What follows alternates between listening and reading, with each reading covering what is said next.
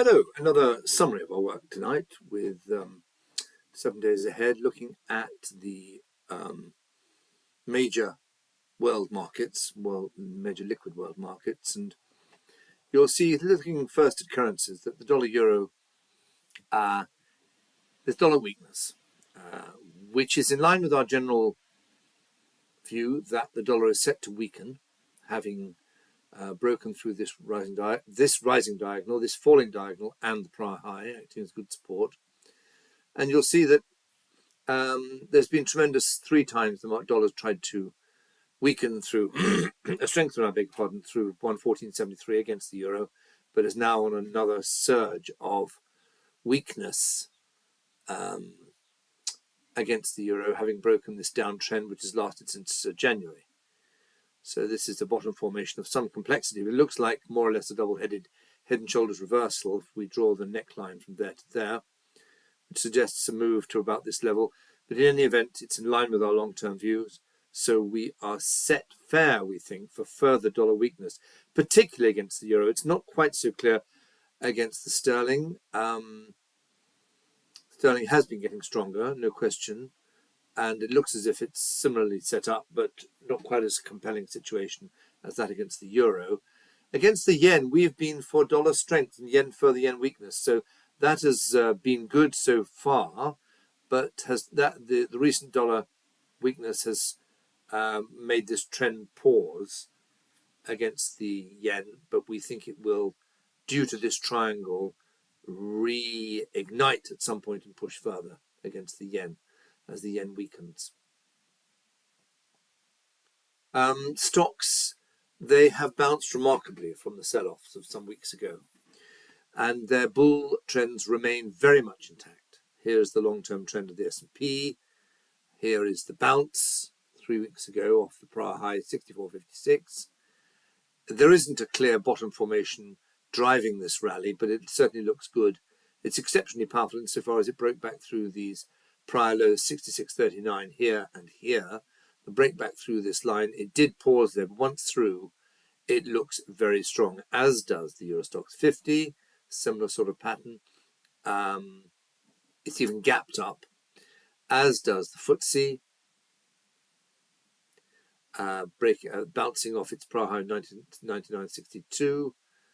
And in particular, the strongest of the currencies, driven by this, in terms of, you might say, congruence with other patterns. Here's the big long-term pattern. Here's the breakthrough 39,600 in the yen, in the Nikkei.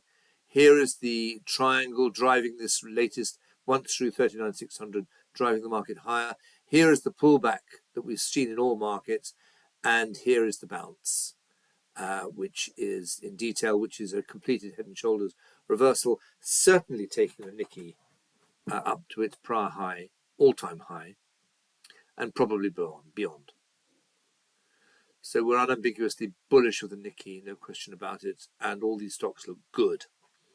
Bonds, well, we see the US Treasury notes in a wide trading range long term. That's not true of these other markets, but even within this wild trading, this long trading range, yield trading range and price trading range, we see that the market, in price terms, has struggled to go better, keeps failing. It is in the grip of, this is the US Treasury note, of a bear continuation head and shoulders pattern. The neckline here is causing great problems for the market. German Bunds are even more interesting, we think, for higher yields. The breakup through these resistances, prior low resistances in this rally of yields, and in the near-term prior highs, acting as good support on any attempted reduction in yield, means that the market is struggling price-wise to get above 126. It's failed 3 times, and it looks to me that traders and investors should look for a breakdown through 124.25 in the Bund. Basically, it's for high yields. It's all set up long, medium, and short for high yields at lower prices, as is the gilt. Here's the long-term gilt pattern, which we've been very interested in for a long time. This triangle, the sideways consolidation beneath the triangle, and then finally the breakdown through this 88 23 level, I beg your pardon, 88.23 level last month. The market is dithered at that level. It's not compelling yet like the Bund, but look at this. Here's the price action. The attempted rally from the first surge in higher yields has failed once and twice here. It looks to me 89.79 is terrific resistance. And yield terms, the market has pushed up above the recent highs, come down, and it seems to me 77.4, 77.490 are good support levels, and we would expect this to push on higher. Oil, well, it's in this wide trading range. It's chaotic price action. There is a possible triangle here. A break above 100 would certainly send the market a lot higher. It looks like a continuation triangle. It may not complete, it may. Gold, well, having found support on the pullback from this exponential acceleration in price action, it did pull back, found support exactly where you'd first expected, 43, the prior high 43.98. It's bounced actually once, twice off that level. It's now supported, but lacks clarity above that support around 4,500. Thanks very much.